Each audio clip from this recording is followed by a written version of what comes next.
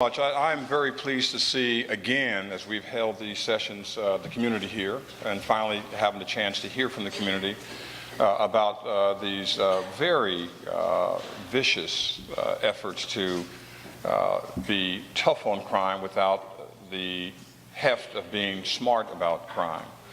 And I'm just looking around the room. I see Reverend Ron Odom, whose son was murdered here in Boston, and who Governor Patrick mentioned last night in his State of the Commonwealth address. He wants to know what this bill is about. I see Reverend Dickerson, who's here, and has a church who has to represent both those who are accused of crimes and those who are victims of crimes every Sunday and every day of the week. I see our mayor here, Mel King, our unofficial mayor.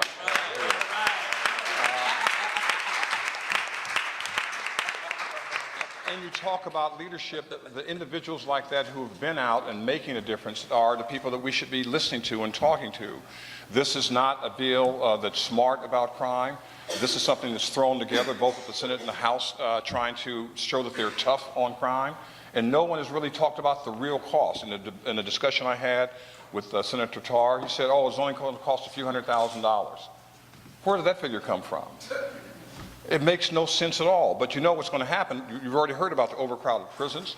You heard about more people are going to be detained. You heard about all the challenges for our community. It's going to cost us. It's going to cost us all the things that we won't have, like jobs, like food, like gas for our cars, or tokens to ride the T. All of that's going to be impacted by this nonsensical, mean-spirited bill that's being proposed now. And we have to stop it. Because people in California did the same thing, thinking they were going to be tough on crime, and now the Supreme Court has told them, either you let thousands of people go or we will. That's what happens when you have a short-sighted proposal. Everybody used the argument, and looking out, crime is down. Crime is down across the country. And yet we're going to get tougher and meaner and more irresponsible in the way we're looking at the way to address this problem. No one's talking about feeding children. No one's talking about getting kids to school. No one's talking about shelter for those who are cold. No one's talking about jobs for those who are unemployed. If we want to change the Commonwealth, take care of the people who need something and not just focus on punishment. It's the wrong angle. It's the wrong focus. It's the wrong time. It's the wrong bill. And we have to stop it right here, right now, and say this is not representing us. Finally, let me say this. I want you to look at the face of crime in Massachusetts. What's been driving this is not what's happening in Dorchester or Roxbury or Mattapan. You saw the Black Caucus say no. They probably said hell no. This is not what we need in our community now. We need some effort to help children when they're born, not throw them away when they're 17 years old. Say it. And you saw some tragic victims. They're tragic victims, no question about that. And people all around the Commonwealth are scared it could happen in my neighborhood. That's what they're worried about.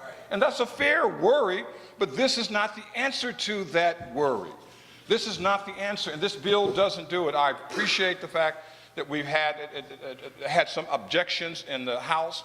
I suspect we'll have some coming soon in the Senate, and we're going to keep coming here every single day in every single way because the people's voice have not been heard. That's right. And we want to make sure that if you want to pass a bill, that's fine, but pass one that's sane, that's smart, that's thoughtful, that's reflective of the views of the entire community, and that has this little sense about second chances in it. We all fall short. We all fall short.